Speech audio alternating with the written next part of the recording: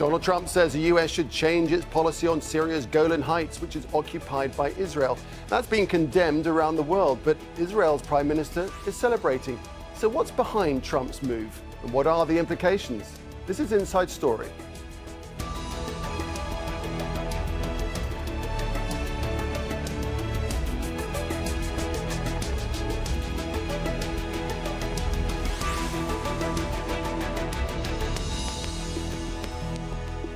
Hello and welcome to the programme. I'm Nick Clark. The status of the occupied Golan Heights has been a delicate issue for more than 50 years. Israel captured the area from Syria in 1967 and annexed it in a move never recognised internationally. Now, once again, a Donald Trump tweet is threatening to overturn decades of diplomacy. He posted, "It's time for the United States to fully recognise Israel's sovereignty over the Golan Heights," saying it is strategically important for Israel and for regional stability. Well, Syria, Iran, Turkey and Russia say the announcement is irresponsible. Recognising Israeli occupation would defy UN resolutions and mark a major shift in US policy. Israel's Prime Minister is praising Trump's move as historic. He did it again. First, he recognized Jerusalem as Israel's capital and moved the US embassy here. Then he pulled out of the disastrous Iran treaty and reimposed sanctions. But now he did something of equal historic importance. He recognized Israel's sovereignty over the Golan Heights. And he did so at a time when Iran is trying to use Syria as a platform to attack and destroy Israel. And the message that President Trump has given the world is that America stands by Israel. Well, let's hear now from Stephanie Decker, our correspondent, who has more from the occupied Golan Heights. What you're looking at now is the Syrian Golan Heights, and where we are is the Israeli-occupied Golan Heights. And of course, this region is now firmly in the international spotlight following a tweet by US President Donald Trump saying that the Americans will be recognizing this area as legitimately Israeli territory. Well, there's been a deluge of international reactions saying they don't agree with that, from the European Union to the Russians, to the Iranians, to the French, to Turkey, and even the Syrians, saying that they will do anything it takes to take it back. Now, what many analysts will tell you is that this is playing very firmly into the hands of the Israeli Prime Minister Benjamin Netanyahu ahead of hotly contested elections here in Israel that will take place on April the 9th. We are expecting an official announcement of this decision perhaps next week when Benjamin Netanyahu visits the United States, but certainly it is seen as a major victory for him. Netanyahu has been lobbying for this for years, but the fact that this timing is happening just 2 weeks ahead of these elections is seen as President Donald Trump endorsing the Israeli Prime Minister when it comes to a very hotly contested election. What will be the repercussions practically when it comes to this decision will remain to be seen. But certainly there are now three things that Netanyahu is playing at: the fact that the US embassy has been moved to Jerusalem, the fact that the Americans pulled out of the Iran nuclear deal, and now the fact that the Americans will be recognizing this area, internationally recognized as occupied land, as sovereign Israeli territory. Stephanie Decker for Inside Story.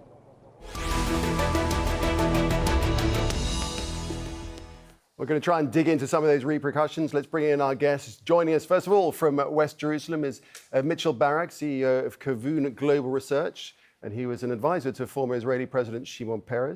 From Brussels, we're joined by Erin Southlea, Advocacy Officer for Al-Marsad, the Arab Human Rights Centre in the Golan Heights. And joining us from Lancaster is Simon Mabon, a senior lecturer in international studies at Lancaster University. Welcome to you all. So, half a century of US policy reversed in just one tweet. First up, let's just get your brief, please, reactions to this news, and then we'll delve more deeply into the mire of questions that it presents. Erin, if we could start with you. You're based in the Golan Heights. What do you say to this? Absolutely. Thank you for having me. So Al-Marsad, as the only organization in the occupied Golan dedicated to preserving human rights and protecting international law, unequivocally rejects this policy shift, this suggested policy shift, because it blatantly violates international law on multiple levels, and it validates Israel's systematic human rights abuses in the region that have been occurring since Israel initially occupied the region through a use of Mitchell, force what about you? in How's this going down? 1967. How's this going down in Israel? Well, this is an absolute consensus issue, meaning there's not any Israeli that is going to say this is wrong. It's really not even a groundbreaking tweet. Everyone knows that the Golan Heights belongs to Israel. It was annexed by Israel in 1981. All of the people there were given citizenship. And the fact that in the beginning of your story you said Syria, Iran, Russia, and Turkey condemned it, because all those terror actors are active in Syria, and this protects the Israeli people. Simon, two differing views. What's the dispassionate overview, if you like? Well, look, this is just a tweet at present. There's a great deal more that has to be done for it to be formally recognized in US foreign policy. I think the other thing is that while it doesn't necessarily change anything on the ground, it's going to have serious repercussions in terms of how international politics is conducted, because it is essentially a flagrant breach of international law. OK, well, before we launch into it, let's give it some background now. Israel and Syria have fought two wars over the Golan Heights. The main conflict was in June 1967, when Israel captured the area from Syria after defeating Egypt and Jordan. 6 years later, Syria tried to regain control but was repelled. In 1974, Syria and Israel signed an agreement to establish a UN buffer zone, but in 1981, Israel announced it was annexing the region, and that's not recognized internationally. Leaked documents have suggested that in 2010, the Israeli Prime Minister offered to withdraw from the Golan Heights during secret talks with Syria. Benjamin Netanyahu denied this, and negotiations stopped when the Syrian civil war began in 2011. Simon, I'm going to come back to you first of all. The thing is, the Golan Heights was not a major issue. It wasn't really an issue at all, out in the open at least. It wasn't on the table, but suddenly it's front and centre and everybody's shouting about it. And in that way, it creates a problem.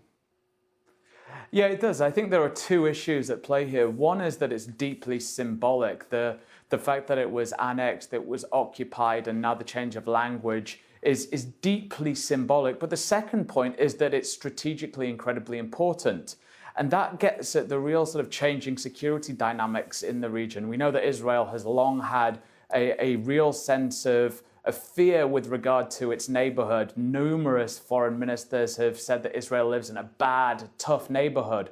And the Golan has always been an area that is seen to be a bit of a strategic weakness. It's the site that Israel controls its northern border through. So it's deeply important for its strategic purposes, but also the symbolism of it, moving from the annexation and the occupation through to the sort of the nod to formal recognition and sovereign power is really quite significant. Aaron, to Mitchell's point, really, that many in Israel would simply say it just acknowledges reality that Israel effectively annexed the Golan Heights years ago. Yeah, so Israel annexed the Golan Heights on its own. It didn't consult the native Syrian population in the region whatsoever. And Mitchell stated that Syrians in the Golan were offered citizenship. They were offered citizenship. However, the vast majority reject that citizenship. Only 6.5% of the Syrian population in 4 of the 5 remaining native villages have actually sought out Israeli citizenship. And last year in an election, the first local elections held in the region since occupation began, voter turnout to support Israeli authority in the region was between 1% and 3% between 4 of the 5 native villages. The people have rejected this. The people have always rejected this. And it's just a blatant violation of international law and the right to self-determination. Mitchell, Barak, do you want to come back on that point? Yeah, I mean, I bet they probably are disappointed that they can't be voting for Hafiz Assad again. For Assad again. Because those are the elections they're used to participating in, where they vote for Assad and then 500,000 people are killed in a civil war and ISIS almost takes over. I mean, I think it's a little bit ludicrous, some of this discussion, in that the people that are there, they are living in Israel. Those that want to participate can. They were extended the right to do that. And, it's basically the high ground above Israel in the north. It looks out on the Tiberias Lake, and it's not even up for discussion. There's no discussion here. Every Israeli believes that it is part of Israel. It is strategically part of Israel. And maybe if we would have had the discussion before the Arab Spring or during the Arab Spring, where it looked like the Arab world was turning into this democratic oasis, there could even be a discsion about it. The thing is, Mitchell, if there would not be terror. But the actors, wait a second, the actors that are taking place in Syria, in Syria are Syria, Iran, Russia, Turkey. It's basically a hotbed and an incubator for terrorism, terror attacks against Israel. Okay, we'll come to that in a second. But what I want to put you, Mitchell Barak, is that Donald Trump talks about the necessity for this to happen because it's important for the security of Israel. But now you have, because of this announcement, you have Iran saying it brings it to the edge of a new crisis. Syria saying it's going to use all means to get it back. Doesn't sound like it's done much good for the security of the region at all, does it? Good luck. Good luck to Syria. No, but what about my point? They haven't been able to do anything, but if they were to try, it hasn't done anything for the security of the region. It's going to make it worse, isn't it? Yeah. The problem is there needs to be more international influence, not against Israel annexing it, or not against the U.S. recognizing the facts on the ground that it is part of Israel. The international pressure should have been for the last decade, where 500,000 Syrians are being killed, where the Russians are involved there, where the Iranians are involved in, where it's basically a hotbed for terror. That's what people should be concerned with. And I'm sure that Donald Trump is not afraid that people may say it's a violation of international law and the UA may condemn it. As Trump would say, bring on the fight, because it's not even a serious issue. Okay. And most of the people understand for regional stability, Syria doesn't need to have more opportunities to launch terror attacks. They need to have less. Aaron, Southlea, I can see you want to come back. Yeah, absolutely. I want to make two very quick points. First, Mitchell said Israelis believe the Golan is part of Israel. That doesn't really matter. It's not Israeli territory. The Israelis don't have a say in what happens in Syrian territory, whether or not it's occupied by Israel. That's the first point. The second point is there has been a lot of talk about the security situation in the Golan and how it threatens Israel, when in reality, former IDF officials within the last week have said a lot of these concerns, specifically the creation of Hezbollah terror cells on the Golan Heights, is overstated. A former commander of the North called it noise and ruckus about nothing. There isn't a security threat to Israel. The security threat is Donald Trump provoking Middle Eastern countries to have reactions to this issue.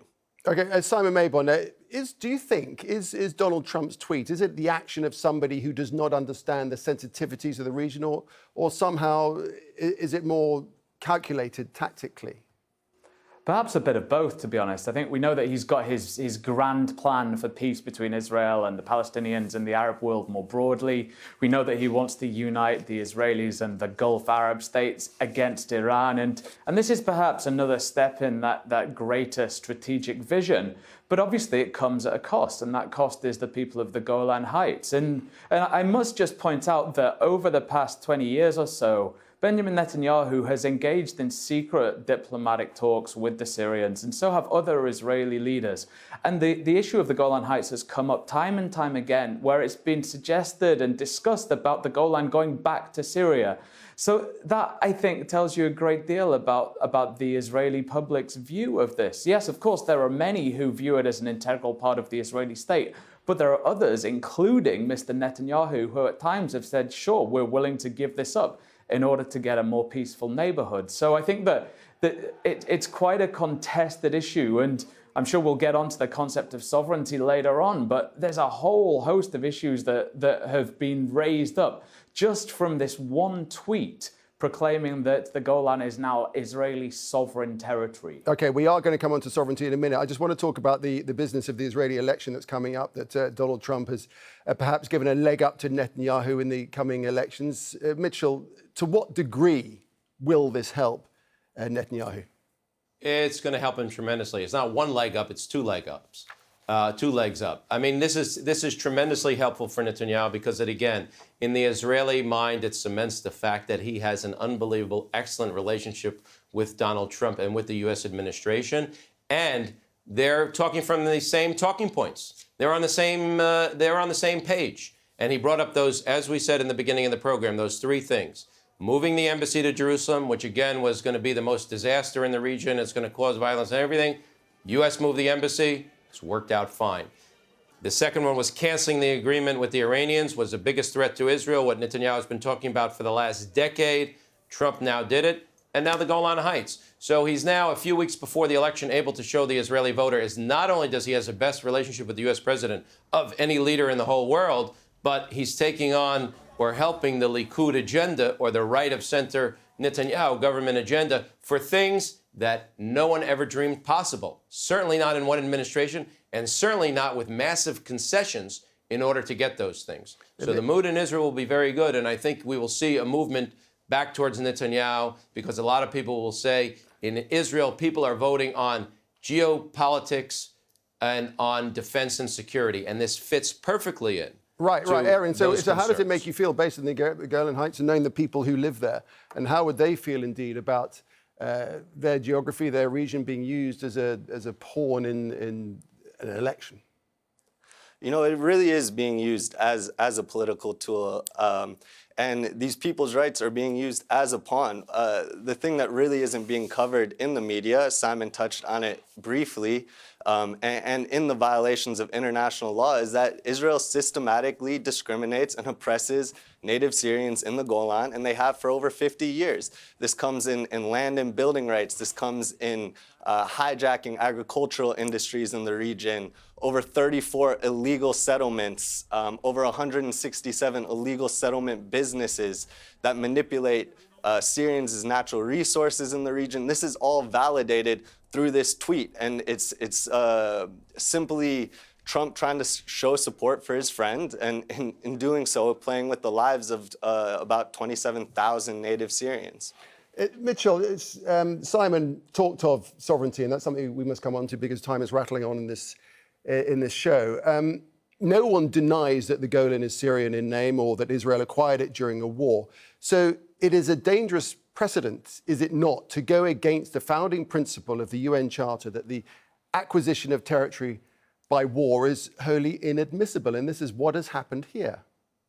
Well, I know that there's a lot of people that are trying to say, well, here's what the real problem is. If Trump tweets out that Israel belongs to the Golan, that the Golan belongs to Israel, which has been happening since 1981, according to Israeli law, according to what Israelis think, and even according to what the international community and many countries are, accepting, then you're going to have other countries that have taken over areas, Russia and others, that are going to now annex and use this as an example. I don't think this is really a great argument. I don't think it's really of concern to Israelis. Israelis see this 1967 was a defensive war. Syria had the high ground. It's been, dictators from dictatorships there they're evil even to their own people. They kill and slaughter their own people, the Assad family. So this is a protection for Israel. Having the Golan Heights is that protection. Nobody is really concerned geopolitically what happens in other regions and with other places. And it may be a example of what could happen for Israel should be concerned in other regions what precedent that are is set similar and what here. happens geopolitically in other places. And France and Germany have already come out and said that they disagree with this, that it is illegal. Simon Mabon, it is the danger that, how can you accept the annexation of the Golan by Israel and then refuse the annexation of, Crimea by Russia? Yeah, exactly. And I think what it does fundamentally is misread the concept of sovereignty. It's equating sovereignty with power, and I think that's deeply problematic. Of course, there is a degree of power and there is authority within the concept of sovereignty, but it's so much more. It's about recognition, it's about autonomy, it's about self-determination, it's about citizens having the right to establish their own set of governance and their own elections. And there's no doubt that the Assad family, the Assad dynasty has been disastrous and had a devastating impact for the people of Syria. That's never in doubt. But what is in doubt, what is in question, is the equation of sovereignty with power. The fact that Israel has controlled the Golan Heights through force, through military force. It's annexed and occupied the Golan Heights through force. And that has thus been equated with sovereignty. That is deeply problematic, and it certainly sets a worrying precedent for any state to go and then conquer any territory and to hold it for a certain period of time What this does is says that over that time, you can then have a precedent for it being recognized as your own sovereign territory. Aaron, do you want to jump in there? Yeah, very quickly. First and foremost, the talking point about 67 being a defensive war, Israel was helpless and needed to take the heights to ensure its protection is simply overstated. Israel acted with aggression first. We can talk about buildup of tension, but Israel acted first in that conflict. So what Simon is saying is correct. This is aggressive action on behalf of Israel to take territory of another land, and then if you hold it long enough, other countries, what Trump is saying is other countries will recognize it. Another issue is that people often compare this to Russia and Crimea as a recent example. There are a lot of similarities. I want to draw one really stark difference, and it's that we can argue about the validity of it, but in Crimea there was at least a referendum with the people where they had a say in who would govern their territory. The people in Syria have never been consulted. The people in the occupied Syrian Golan have never been consulted. In fact, they've been pushed down. Israel has perpetuated this narrative that these are Druze, like the Druze in Galilee, and they don't feel oppression. They aren't discriminated against. They were offered Israeli citizenship. The reality is these are Syrians. They don't have Israeli citizenship, and they are being discriminated against. Okay, and they've never had a say in what jump in there happens because we're to just their running out of territory. time. And we're just running out of time. Simon, I just want to move on to the peace process quickly, which currently obviously isn't moving at all at the moment. Trump has promised a deal of the century. How does all this fit into that? Well, it's got a potentially worrying implication for it in the sense that Israel has got a complex relationship with the Palestinian territories, with the West Bank. It's got obviously exerts power and authority over it. But if we follow the logic of this argument from the Golan Heights, then it could easily be argued that Israel considers the Palestinian territories sovereign Israeli territory. Now, that in itself would be devastating for any type of peace process, but it would also raise serious questions for the Israeli body politic in terms of maintaining its nature as a Jewish and democratic society, a Jewish and democratic state. Because if it was to do that, to lay claim to sovereignty over the Palestinian territories, then there are serious issues for its very essence, its existential existence, if you will, maintaining that Jewish and democratic character. So I think there are serious concerns for the peace process, and it's a very worrying time. Mitchell Barak, what do you say to that? Well, I think he made some good points in that it may bring some serious questions about a Jewish and democratic state, about land and so forth. But what I think this whole thing, and I think that everything as President Trump has done, will be helpful to the peace process here for one very simple reason, is because there has been a total frozen mentality for many, many decades. And everyone is hoping the U.S. is going to support them, the Palestinian side, the Arabs, the State Department. And you know what has happened now? There's a new sheriff in town, and his name is Donald Trump. And he doesn't care what happened before, and he doesn't care what anyone thinks. And he's going to shake things up, because when you shake things up in the region and you make some very bold moves, things change. And that's what's happening now. And I think well, who knows if it'll change Israel will for the be better. more likely to take a risk. Who knows if it'll change for the better or for the neighborhood, worse. they're going to realize. Gentlemen, we're going to have to leave it there. We've run out of time. Do appreciate your perspectives on this. Thanks very much indeed. Mitchell Barak, Aaron Southlea, and Simon Mabon. And thank you, too, for watching. You can see the programme again anytime by visiting our website, aljazeera.com. And for further discussion, go to our Facebook page. That's facebook.com/AJ Inside Story. And you can also join the conversation on Twitter. Our handle is @AJ Inside Story. From me, Nick Clark, and the whole team here, it's goodbye for now.